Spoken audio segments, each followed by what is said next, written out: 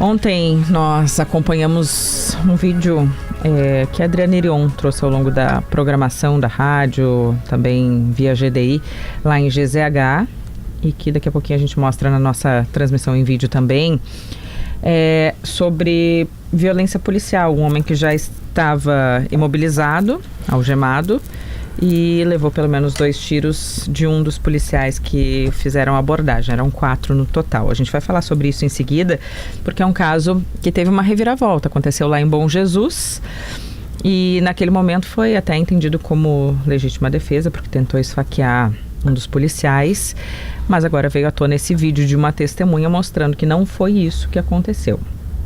Mas antes a gente vai falar, das nossas entrevistas sobre esse tema, a gente vai falar sobre uma abordagem que aconteceu em Guaíba e que está sendo apurada também por Polícia Civil, por Corregedoria da Brigada Militar, porque o homem que foi abordado estava em um surto, segundo a família, um surto porque ele tem esquizofrenia, já tratada desde o ano passado, né, Paulo Rocha? Isso. E esse homem está em coma agora, não responde a nenhum estímulo. Um surto psicótico, né? Nós noticiamos, Andressa, bom dia, Rosane, Giane, ainda na semana passada sem muitos detalhes, mas agora tendo acesso a novos elementos, inclusive o boletim de ocorrência, demonstrando ali, a partir do relato das testemunhas, a dinâmica do que essas pessoas observaram no dia. Foi no dia 24 de junho, no bairro Ermo, em Guaíba. E também com o nome dessa pessoa, né? É um homem de 43 anos que se chama Carlos Eduardo Nunes, trabalha como caldeireiro industrial em uma grande empresa lá de Guaíba e que chegou a entrar em coma após ser alvo da abordagem policial lá na cidade aqui da região metropolitana. Ele recebeu uma gravata, né? Que é um golpe de imobilização no pescoço, e também um disparo de arma de choque não letal, conhecido como taser, após se envolver inicialmente em uma ocorrência de um roubo de celular, em um contexto, segundo a família, de um surto psicótico, né? E imagens que circulam em redes sociais flagraram a abordagem. Conforme a ocorrência registrada na Polícia Civil, a brigada foi acionada para atender este roubo de um aparelho que foi praticado por um indivíduo sob efeito de entorpecentes, é o que consta no boletim de ocorrência. Testemunhas que observaram toda a situação relataram que ele proferia fala desconexas, frases incoerentes e estava desferindo socos contra o aparelho celular que teria sido tomado por Nunes de um outro homem na saída da empresa onde ambos trabalham lá na cidade de Guaíba. Não houve até o momento relatos de agressão por parte deste homem, de Nunes, enquanto ele estava circulando pela cidade nesta situação de um possível surto psicótico, aí, segundo a família. Após percorrer alguns metros, conforme a ocorrência, ele chega a ser abordado por 2 soldados fardados da brigada. Ele não acata a abordagem e apresenta uma reação agressiva, sendo necessário, entre aspas, o uso progressivo da força. Neste momento, surgem ainda 2 policiais à paisana que se somam a esta ação, e um deles é um tenente que aplica a gravata, enquanto os outros 3 soldados tentam algemar Nunes. Conforme a ocorrência, Andressa, o homem manteve-se agitado e desobediente, mesmo algemado, exigindo o uso da arma de choque, momento em que teria perdido a consciência. Os policiais o arrastam desacordado até uma viatura e o levam ao Hospital Regional Nelson Cornetti, lá em Guaíba. Conforme o registro do ingresso do homem lá no hospital, Carlos Eduardo Nunes entrou sob parada cardiorrespiratória, apresentando cianose, que é um quadro em que o corpo já começa a apresentar uma coloração azulada, indicando ausência de oxigenação, e conforme o registro hospitalar, os policiais não tentaram realizar ressuscitação cardiopulmonar. Na emergência ele foi reanimado e o registro hospitalar indica a hipótese médica para o quadro como sendo resultado de uma asfixia. Ele foi estabilizado lá no hospital de Guaíba, foi transferido para o Hospital Moinhos de Vento aqui em Porto Alegre, mantido inicialmente em coma induzido, em estado crítico, sob ventilação mecânica, e desde a última terça-feira, o dia 1º, a medicação foi retirada, mas Nunes não está reagindo, indicando aí um possível quadro que deve permanecer como sendo de um estado vegetativo. E eu conversei com o filho dele, o Everson Eduardo Fernandes Nunes, de 23 anos, que fala qual é a situação do pai neste momento. Como ele não está com medicamento, ele não está mais em coma induzido, mas as sequelas neurológicas são muito grandes. Então, bem provável, pelo que os neurologistas conversaram com a gente, ele teve apenas o tronco cerebral foi preservado, as demais partes do cérebro não. O que significa isso? Explica para nós, para os leigos aí, por favor. Em estado vegetativo, a gente pode chamar por um milagre, pode acontecer um milagre, pode acontecer um milagre. Homem de 43 anos, tem o filho aí, o Everson, de 23, uma filha de 14, que tem a festa dos 15 agora marcado para o mês de outubro, né? A festa paga já, inclusive, né? Casado há mais de 20 anos também com a mãe das crianças, aí, dos jovens, né? E, bom, no âmbito da Polícia Civil, caso de investigação já pela delegada Caroline Calegari, com quem conversei também, que está investigando as hipóteses que envolvem o eventual excesso doloso ou culposo por parte de um policial e, segundo ela, ainda aguardando a realização da perícia para dizer o que causou o estado atual de saúde da vítima, se isso pode ter decorrido, claro, obviamente, do golpe mata-leão, né, dessa gravata, ou também do uso de drogas, ou uma overdose, ou consumo de algum tipo de produto, né, Andressa? Obrigada, Paulo Rocha. Mais um caso sendo investigado bem no momento da troca do comando da Corregedoria, por isso os dois estão aqui conosco no estúdio, Corregedor-Geral da Brigada Militar, Coronel Vladimir Luiz Silva da Rosa. Bom dia. Bom dia, tudo bem? E também quem está assumindo hoje, Coronel Rodrigo Assis Brasil Ramos. Bom dia, obrigada por vir até aqui ao estúdio. Bom dia, Andressa. Vamos começar pelo caso lá de Bom Jesus, esse que teve a reviravolta e que as imagens, acredito, não deixam qualquer dúvida de que não foi o procedimento correto, né?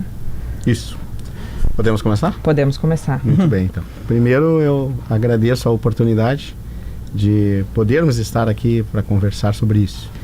E nós estamos na Corregedoria Geral desde 2021, final de 21. E são vários casos que nós tivemos a oportunidade de verbalizar, falar, seja ele bom ou não. E esse é um princípio básico da nossa instituição, que tem que ser sempre dessa forma. As coisas que porventura sejam positivas, se fala, e é um hábito até de não falar muito, mas ao mesmo tempo, quando tem algum problema, e esses problemas são graves que nós estamos acompanhando, também tem que vir aqui e dar explicação à sociedade. Afinal, nós somos agentes públicos militares, né? Não somos servidores públicos, somos agentes públicos militares com uma nossa responsabilidade muito mais significativa, digamos, de cuidado, porque temos a força do Estado à nossa disposição. A polícia pediu que esse homem seja preso, que atirou. Em relação aos outros 3 policiais... Só concluindo. Só para porque foi nós que pedimos o pedido de prisão preventiva foi da própria Corregedoria. Foi da própria Corregedoria.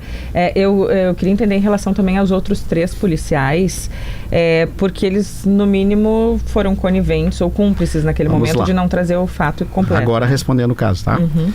Nós, ao chegar para nós as imagens, nós também fomos buscar como isso aconteceu. E vimos que temos um problema desde o início, lá de março, quando foi, digamos, fraudada, de certa forma, a ocorrência. Isso não é possível de se admitir. E as imagens, quando chegam, nós abrimos no mesmo dia um inquérito policial militar, avocamos para a Corregedoria, e os primeiros atos é mandar de busca e apreensão em tudo, seja casa, quartel, em tudo que é possível, principalmente os telefones, porque eles se conversam no telefone.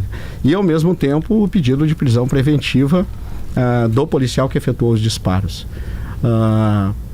Mandamos para a Justiça Militar, que é o nosso caminho, e lá o Ministério Público entendeu que, quanto à fraude processual e outros delitos, caberia sim a Corregedoria seguir nas investigações, mas quanto à prisão preventiva, houve um entendimento do Ministério Público que deveria ser encaminhado, como seria um crime doloso contra a vida, e ao Tribunal do Júri, que no final faz o julgamento de tudo isso, que deveria ser para a Justiça Comum. Foi feito isso, e a magistrada do Judiciário Militar coloca bem didático nesse contexto, que se mande para a Justiça Comum e que se pronuncie sim a Justiça Comum quando há o pedido de prisão preventiva por parte da Corregedoria Geral da Brigada Militar. Foi encaminhado, os mandados de busca e apreensão foram concedidos, nós cumprimos na semana passada já, né, na sexta-feira. Quanto ao pedido de prisão preventiva, há uma manifestação de que ainda não se concedeu para a Brigada Militar, e em relação à Polícia Civil da própria foi dado para o inquérito de Vacaria, mas seria de Bom Jesus, que se aguardasse também. Então hoje nós não temos a determinação da prisão preventiva do policial que efetuou os disparos. Isso nos deixa, como é que se diz, preocupado, porque queremos sim essa celeridade para evitar que daqui um pouco se diga que esse policial está coagindo testemunhas e outras questões que são os motivos que nos levaram a fazer esse pedido. Até porque nós começamos a analisar a fundo as investigações, chegamos a outros elementos investigativos e precisamos sim ter a certeza do que aconteceu. Ele estava atuando até a descoberta desse vídeo? Sim, porque a ocorrência foi fraudada, foi apresentada como um caso de legítima defesa, tanto que teve um inquérito da Polícia Civil justamente ratificando isso. E então, em relação aos outros 3? Os outros 3 estão todos eles. Nós vamos falar no sentido de agregar, para vocês entenderem assim. Quando nós falamos que agregamos os policiais, eles ficam à disposição apenas do encarregado do inquérito.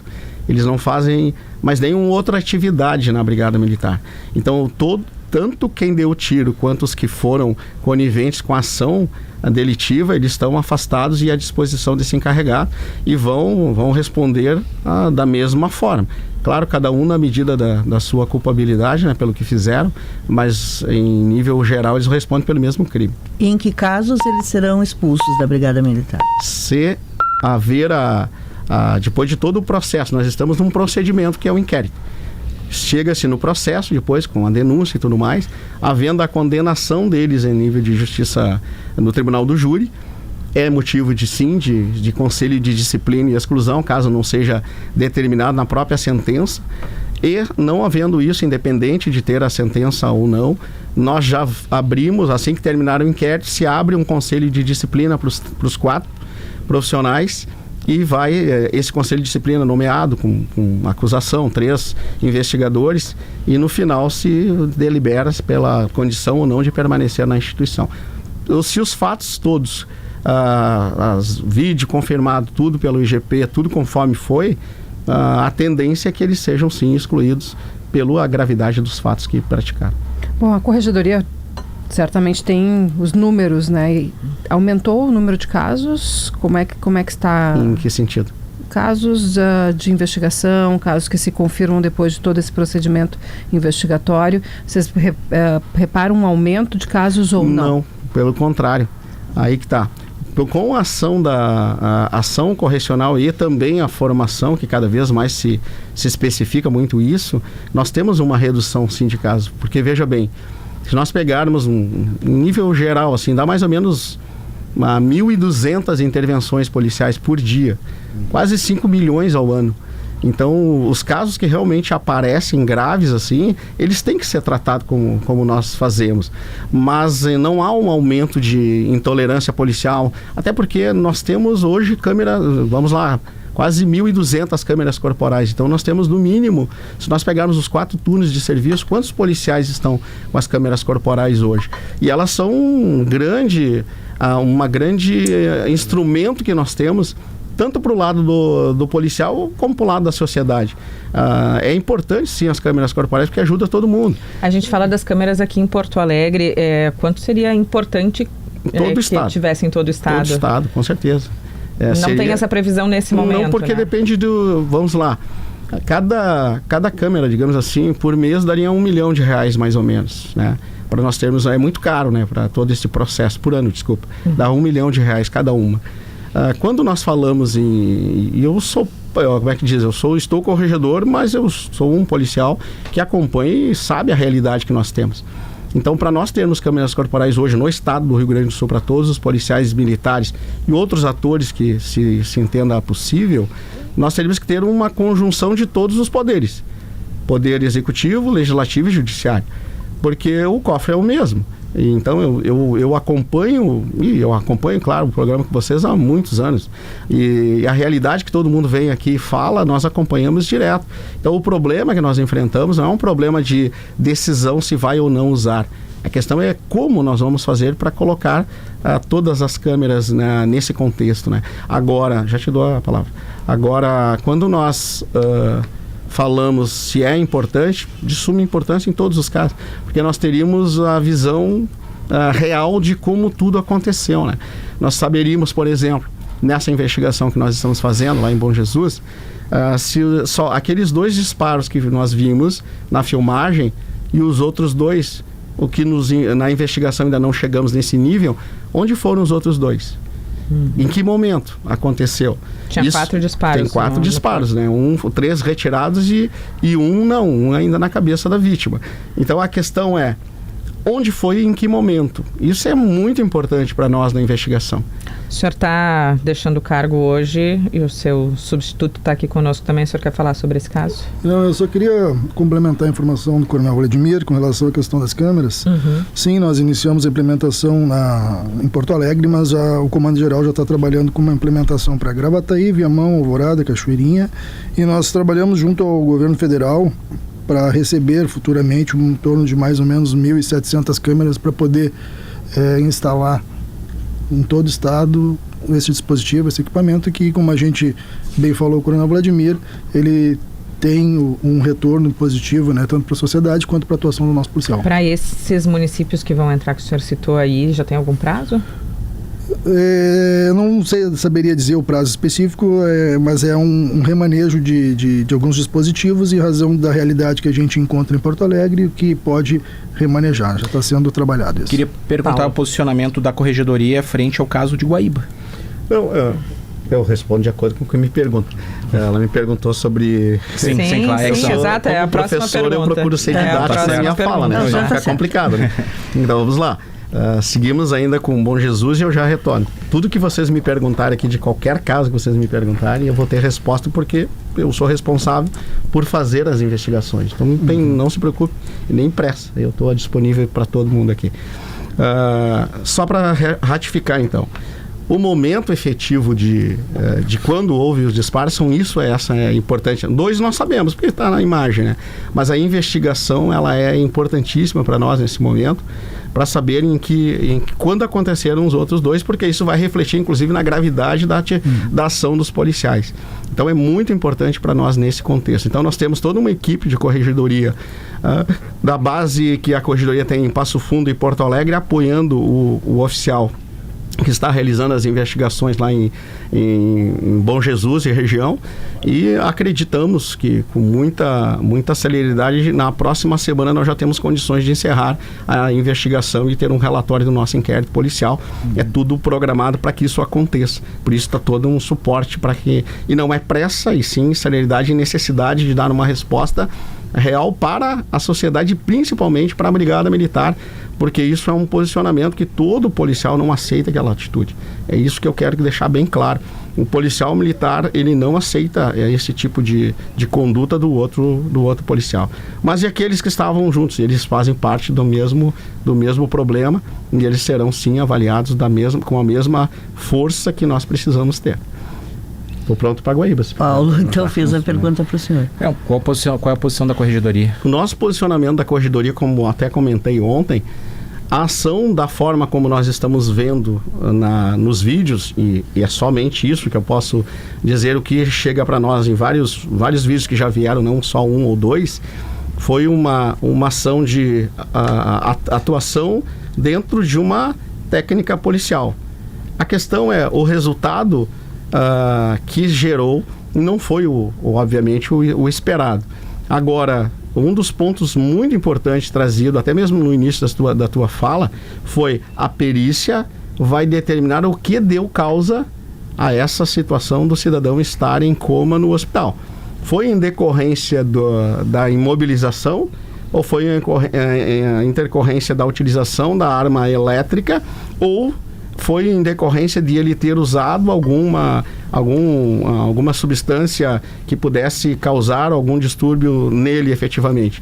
Por isso que é importante cada um de nós, quando eu falo cada um de nós, cada um ator da segurança pública, observar bem o seu papel. Eu não sou técnico em nível de IGP para poder dar essa resposta, mas eu sou técnico em nível de segurança pública para dizer que a atuação da forma como está construída no momento que a brigada chega e ele está com um bastão na mão, que ele está reticente para ceder à abordagem, ela foi adequada para a imobilização.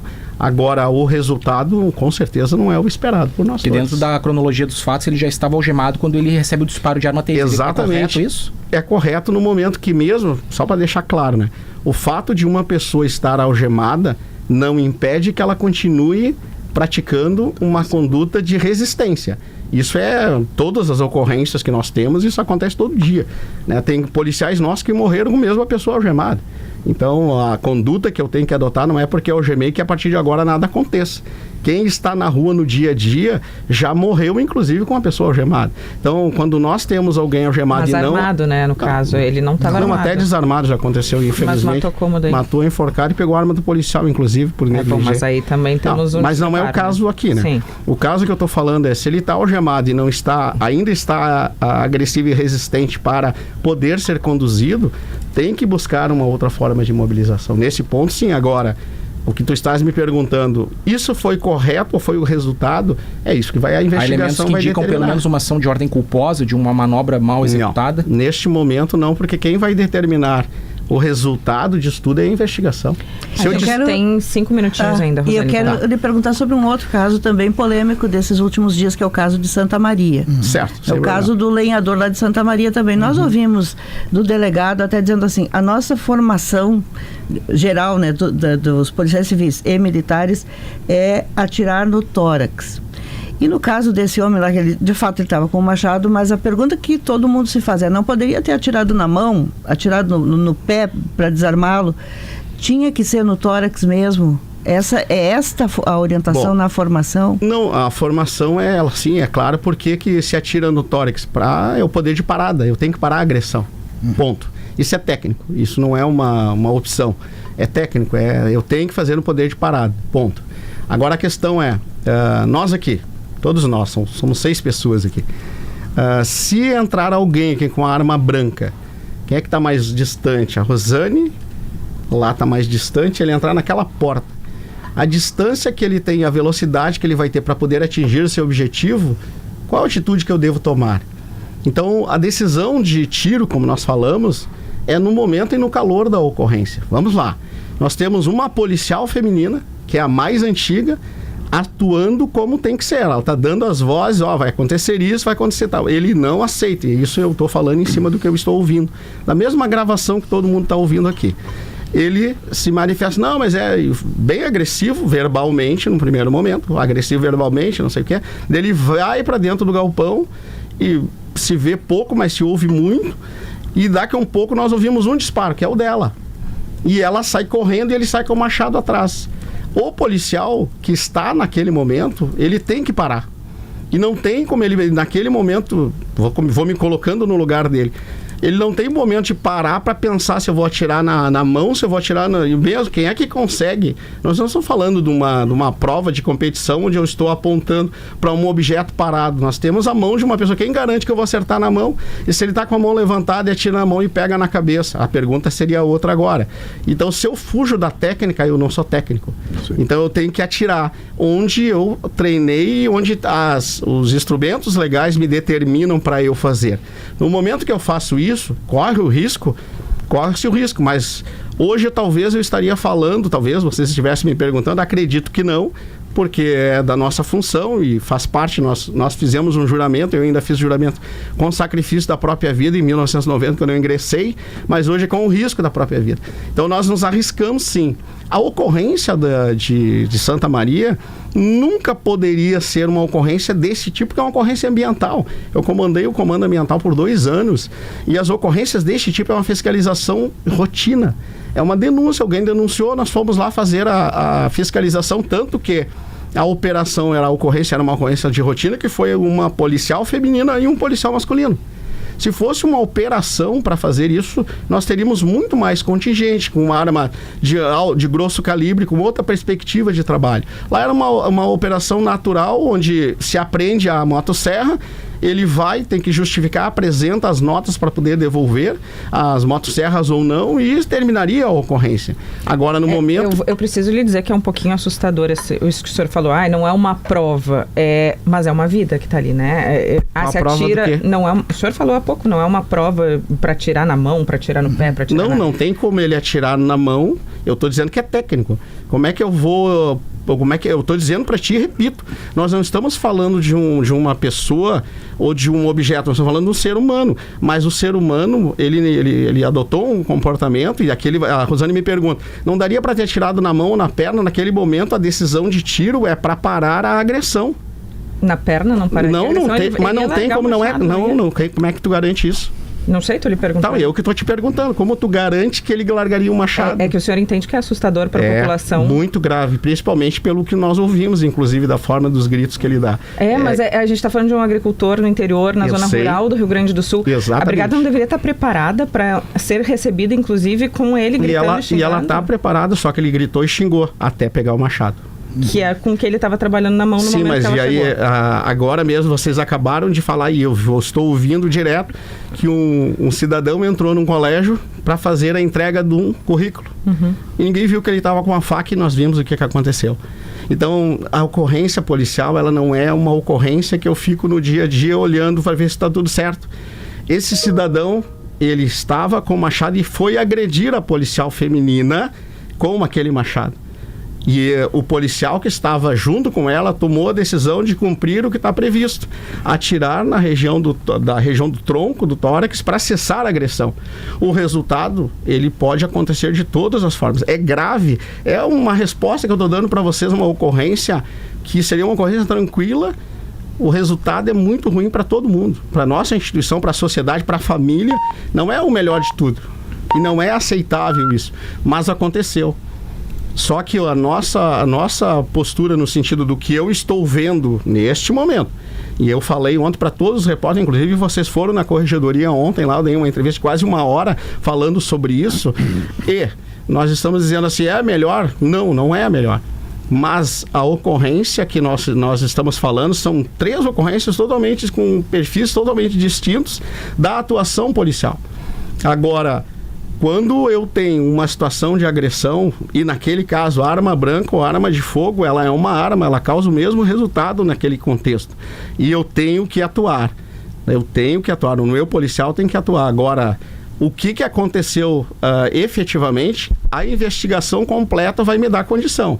Em cima do que vocês estão me perguntando, que vocês viram e eu também, é esta resposta preliminar. Agora, se aparece, como apareceu agora lá em Bom Jesus, um fato totalmente novo, uma outra circunstância, muda totalmente. Ele tinha outra situação, tinha outras questões, tem uma câmera que mostra algo que não é tão claro como agora nós estamos vendo, mas em cima dos fatos que agora estão, a conduta do policial que efetuou o disparo até o presente momento é uma conduta adequada.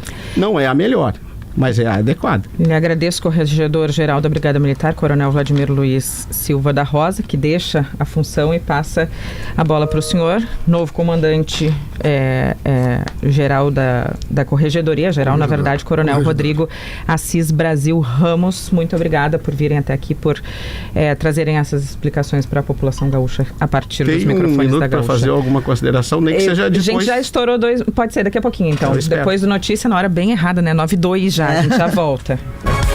9h06, nós estamos de volta para que os senhores consigam com calma aqui fazer as considerações finais. Perfeito. O senhor que está saindo hoje, quais as suas últimas considerações? Só de dizer com todas a tranquilidade. Primeiro, eu completei 35 anos de serviço, efetivo serviço na Brigada Militar, entrei em 18 de julho de 1990. E hoje completa ontem na verdade, completou 35 anos de efetivo serviço, né? Até brinquei com o comandante, né? O primeiro caso de quem conclui a reserva e no outro dia é convocado para estar aqui, né? E eu fico com muito orgulho de poder dizer isso. Entrei soldado na minha instituição e hoje chego a concluir na condição de coronel. E então essas questões, elas são muito graves, todos que vocês estão nos trazendo aqui. E realmente nós estamos apurando com maior rigor, clareza, ao mesmo tempo de transparência, todos os meios de comunicação. E aqui com vocês é a terceira manifestação que eu faço. Foi para o Jader ontem, para o Paulo também, e agora com vocês. Então nós não nos furtamos em nenhum momento. procuro não estar na defensiva, sim. Procuro sempre só colocar os pontos de vista com tranquilidade, mas ao mesmo tempo dizendo que as nossas... o que é técnico às vezes pode parecer desconfortável de certa forma, e realmente às vezes pode parecer... Só contextualizar que nós conversávamos aqui no intervalo, né, e Coronel, e trouxe aqui um questionamento que é meu e que é dos ouvintes, que é sobre este protocolo, esta parte técnica de imobilizar a partir de um tiro no tórax. Certo. E reforçando uma pergunta que a Andressa já fez, que não haveria possibilidade de atirar em outra parte do corpo também para imobilizar. Isso. Né? Entendemos já que faz parte na técnica. Estamos querendo entender a técnica e o protocolo estabelecido. Eu ratifico que, pelas imagens, de novo, apenas com o que nós temos hoje, aquele procedimento foi o adequado. Não, o resultado não foi o que nós esperávamos, mas era o que tinha, naquele momento, que ter feito aquele policial. Agora, todo o resto das investigações, de novo, eu reforço. Vai depender do final de tudo, de tudo que vai ser feito no inquérito, no que vai nos trazer as perícias a técnica do IGP. E nas 3 ocorrências que nós estamos trabalhando aqui, é importante que nós tenhamos e queremos terminar elas dentro de uma celeridade, mas com responsabilidade. E eu fecho só dizendo que teve uma manifestação, eu posso colocar de uma forma um pouco meio não confortável também para nós da Brigada Militar, de um profissional aqui do Grupo RBS, onde ele colocou que sentia-se estranho, que normalmente quem morre é o bandido. Nós colocamos que nós temos treinamento, nós temos equipamento, então sempre o Estado a qual nós representamos, o Estado brasileiro, nós procuramos estar sempre bem técnicos e profissionais. E eu digo que o nosso policial militar é um cidadão como qualquer outra pessoa, e quando ele erra, todos os direitos a ele são consagrados da mesma forma. Por mais difícil que seja, às vezes, de aceitar, nós temos o direito de investigar pelo inquérito, que é inquisitivo, e quando vira processo, divide o processo legal e tudo mais. Só que a vida do nosso policial, ela tem tanto valor quanto a vida de qualquer cidadão. Então, quando se coloca, às vezes, de a forma como foi, parece que em toda ocorrência tem que ser como em Caxias, onde um grupo organizado mata um policial nosso com uma .50. Não. Mas da forma como foi, pode não ser. Eu gostaria que ele também pudesse falar depois isso, e seria importante para nós da Brigada Militar que ele pudesse esclarecer melhor o que ele quis dizer com isso. Isso é importante para nós ouvir de uma pessoa que tem uma presença na nossa mídia, na nossa imprensa por mais de 30 anos. Eu gostaria muito... do comentário do Macedo. Eu gostaria muito que ele hoje pudesse, no mesmo horário que ele falou, às 11 horas, explicar para a sociedade, para nós, principalmente da Brigada Militar, o que ele quis dizer com isso. E eu vou deixar para que ele possa falar. Só que eu quero dizer que o nosso policial, quando ele vai para a rua, ele não sabe se volta. Sempre. Porque nós estamos lá para defender a sociedade. Nós fizemos esse juramento. E nós queremos sempre voltar para nossos filhos, nossa família. Isso é importante. Mas... não queremos nunca perder, porque quando cada um de nós que vai inventar uma ocorrência, e não são as 3 que eu estou falando aqui até agora, mas a ocorrência de enfrentamento ao delinquente mesmo, aquele que entra com arma e tudo mais, nós queremos sim vencer sem dar um tiro. Isso é o melhor de tudo. Não, e não temos dúvida do papel importante da Brigada Militar, e quando ele é manchado por pessoas da própria Brigada Militar, e a necessidade de dar os tiros, que não é isso também que está sendo Não, mas eu gostaria que ele... Eu sei que vocês não têm, que a ação policial está sendo questionada. E isso está tudo certo. Eu quero pedir para o senhor, que está assumindo hoje, nos explicar rapidamente o que o senhor explicava no intervalo. Eu perguntava se o taser, o choque elétrico, não resolveria o caso do Machadinho lá, do Machado, que era segurado pelo agricultor em Santa Maria. Não poderia ter sido uma opção a diretamente 2 tiros no tórax? Nós entendemos que talvez não seria o caso do uso da arma de capacitação, pela forma como a dinâmica que a gente tem conhecimento, ela se deu, né? A perseguição, o acompanhamento, a proximidade, o distanciamento junto à outra policial, talvez a arma de capacitação não era, sim, a melhor alternativa. A alternativa era, sim, fazer o uso da arma letal, e foi o recurso que o policial militar adotou, né? A questão em relação aos disparos no tórax, essa é uma questão condicionante de treinamento do policial. Nós passamos os nossos treinamentos sempre treinando essa prática. eu não tenho como... E isso condiciona. Treinamento é condicionamento. O corpo, ele reage ao teu treinamento. Né? E ele é uma situação legítima, né? O uso letal da arma de fogo, quando o policial militar entende que ele precisa fazer uso desse recurso, o uso dele é para efetivamente incapacitar o agressor até que toda a situação esteja estabilizada. Um tiro de borracha, coronel, por exemplo. Existe hoje o uso das munições antimotim, eles estão condicionados ao uso, não é um emprego rotineiro de todas as guarnições de serviço, eles estão muito mais condicionados na atuação das forças táticas. O nosso policial, ele usa outros dispositivos que estão sendo alcançados, né, como, né, dentro dos mecanismos de incapacitação, seja debilitante ou incapacitante, nós estamos alcançando aos policiais espargidores, nós estamos alcançando aos policiais armas de incapacitação, nós devemos aí futuramente receber também um aporte do governo federal de novas tasers para que todo policial militar possa ter esse recurso disponível na sua atuação. Então nós Se ele tivesse naquele momento, poderia ter sido uma opção. Talvez não, porque assim, eu tenho, por exemplo, 3 recursos à disposição. Qual eu vou usar é a interpretação da condição da gravidade da ameaça. O senhor tem informação se ele tinha todos os recursos? Ele tinha como... Ou só tinha arma? A informação que nós temos é que não havia, né? Não tinha, até porque ele não tinha à disposição no comando ambiental... Bom, arma de borracha com certeza não tem, porque ela não é para esse tipo de ação. Táticas, como disse ela não tem, ela tem uma proposta, não teria como um policial estar com tudo isso naquele contexto, né? E a ocorrência em si não teria nenhum porquê ele entrar com um barra de borracha, porque é uma ocorrência, digamos assim, rotineira, né, de atendimento ambiental. Né? Então, nesse contexto, não. E se me permite, assim, ó, mesmo que ele tivesse, se ele tivesse arma de condução elétrica, naquele momento é a decisão de tiro é como ele, qualquer um de nós vê o que é o risco naquele eminente. E o que me parece daquele risco eminente, ele optou por o poder de parada. Então é nesse contexto. Então, mesmo que nós dissermos assim, se ele tem todos os equipamentos, a decisão vai ser no calor da ocorrência, não tem como ser. Igual aqui, nós estamos aqui conversando tranquilamente, vocês estão aqui nos fazendo várias perguntas, pode ser eu vou perguntar tal coisa. É no calor da entrevista que vocês estão tendo, vocês têm um roteiro, mas tem coisa que foge do roteiro e, de repente, do que eu falo, leva vocês a fazer uma outra pergunta. Então, ressalvada, claro.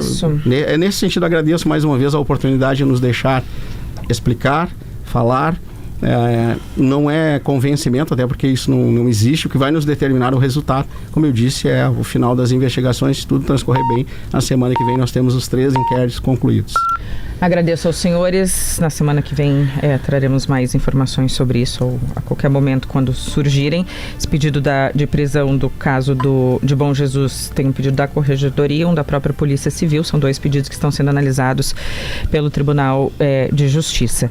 Sobre o que o Macedo disse ainda, estava pegando a frase exata aqui, e só para a gente encerrar, ele está falando dos casos em que não há testemunha, fica a palavra somente do policial, claro, e não que os policiais devem morrer ou colocar sua vida em risco em situações com criminosos. Não foi em relação a isso, para que fique bem entendido, mas o Macedo também falará sobre isso com certeza mais tarde.